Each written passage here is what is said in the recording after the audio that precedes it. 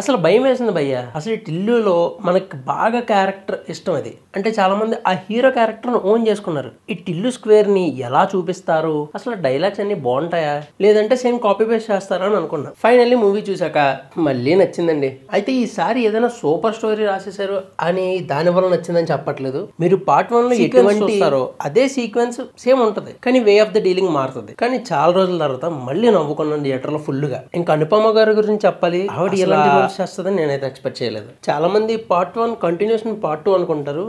అది కాదు, ఇది కొంచెం డిఫరెంట్. మీకే అర్థమవుతుందిలే మూవీ చూస్తే. నెగిటివ్ సీన్ లేవా భయ్యా అంటే మీకు సెకండ్ హాఫ్ లో కొంచెం ఆ సినిమా దగ్గర పడే కొద్దీ మీకు అది కొంచెం బోర్ ఫీలింగ్ వస్తుంది కాసేపు. అండ్ ఒక సాంగ్ కూడా వచ్చింది, అక్కడ నాకు చిరాకేసింది కొంచెం. ఆ సాంగ్ ఎందుకు పెట్టారో అర్థం కాలేదు. అంటే నాకైతే అదే అనిపించింది. అది తప్ప సినిమా మాత్రం అంతే. ట్రైలర్ చూస్తేనే చెప్పొచ్చు సినిమా ఎలా ఉంటుందో అని. నేనైతే ఫుల్ ఎంజాయ్ చేశాను. అయితే మీరు ఈ సినిమాలో మీకు ఏ డైలాగ్ అయితే నచ్చిందో ఆ డైలాగ్ ని కింద కామెంట్ తెలియజేయండి. ఏ డౌట్ లేకుండా మూవీ చూసి వచ్చేయండి. మా ఛానల్ సబ్స్క్రైబ్ చేసుకోండి. మళ్ళీ కలుద్దాం. బాయ్.